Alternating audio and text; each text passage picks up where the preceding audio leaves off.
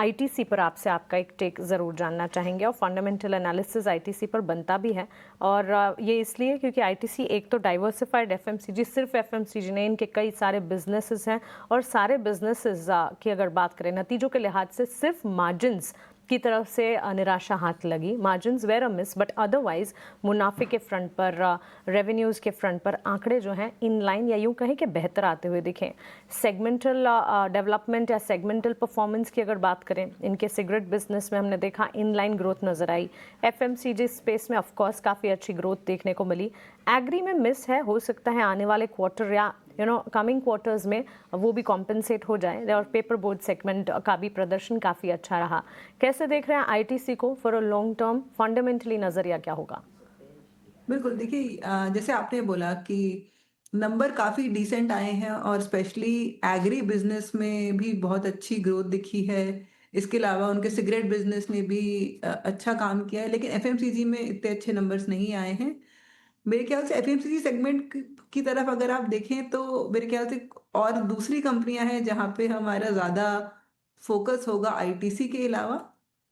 But जैसे आपने बोला कि काफ़ी डाइवर्सिफाइड कंपनी है और आज के टाइम पे जैसे हमने पहले भी बात की थी कि एफएमसीजी स्टॉक्स का एक सीज़न आने वाला है क्योंकि मॉनसून्स आ चुके हैं। उसकी उस टाइम पे हम देखते हैं यूजुअली एफएमसीजी स्टॉक्स में एक अच्छा ट्रेंड बन के आता है। इसमें क्या एफएमसीजी में आईटीसी सबसे अच्छा पिक होगा, इस पे अलग चर्चा करनी पड़ेगी। बट हाँ, ज़रूर इस टाइम पे एक स्टेबल स्टॉक है एफएमसीजी जिस पे आप नज़र रख सकते हैं।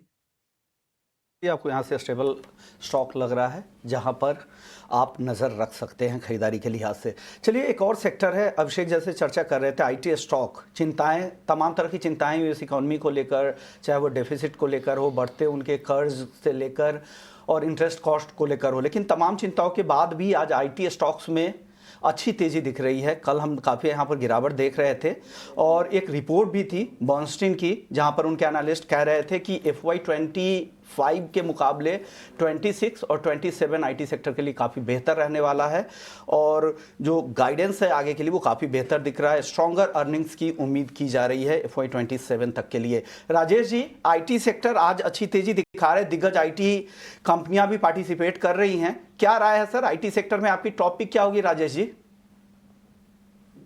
Good afternoon. तो देखिए, मार्केट में अगर हम देखें तो आईटी सेक्टर ने आज एक अच्छा मूवमेंट वापस बनाया है। हालांकि अगर स्ट्रक्चर देखें तो जो अगर आईटी सेक्टर में जो करेक्शन देखा था उसके इंटायर फॉल को अगर हम रिट्रेस करें तो 50% रिट्रेसमेंट आईटी इंडेक्स का करीब 38,500 के आसपास आता है। वो एक मेजर रेजिस्टेंस है आईटी इंडेक्स के लिए। अगर वो लेवल क्रॉस होते तो हमें लगता है कि एक अच्छी रैली पूरे आईटी पैक में बनते हुए दिखेगी। बट टाइम बिंग हमें लगता है कि कुछ कंसोलिडेशन रेंज बाउंड रहेगा most of the IT stocks में। Select IT stocks outperformance दिखा सकते हैं और हमें लगता है कि वो आउट परफॉर्मेंस जो बनेगा वो मिड कैप आईटी स्टॉक से ही बनते हुए दिखेगा। तो हमें लगता है कि आईटी स्पेस में अगर यहाँ पे टाइम बिंग के लिए जब तक इंडेक्स में ब्रेकआउट नहीं होता है तो कोफोर्ज हमें यहाँ पे पसंद है मिड कैप आईटी स्पेस में। ये स्टॉक का जिस तरीके का स्ट्रक्चर है 100 डे मूविंग एवरेज के ऊपर सस्टेन हो रहा है स्टॉक। यहाँ पे हमें लगता है कि जैसे ही स्टॉक में 8450 के लेवल क्रॉस होंगे तो कोफोर्ज का एक अच्छा अपमूव अनफोल्ड होते हुए दिखेगा टुवर्ड्स 8650 8700 की तरफ।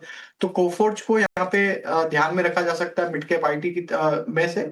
और अगर लार्ज कैप आईटी में अगर हम बात करें तो लार्ज कैप आईटी में हमें जो स्टॉक अभी पसंद आ रहा है वो है टेक महिंद्रा का। टेक महिंद्रा का सेटअप पर काफी स्ट्रांग बना हुआ है नियर टर्म चार्ट के हिसाब से और स्टॉक कंफर्टेबली अपने near term short term moving averages के ऊपर ही सस्टेन कर रहा है।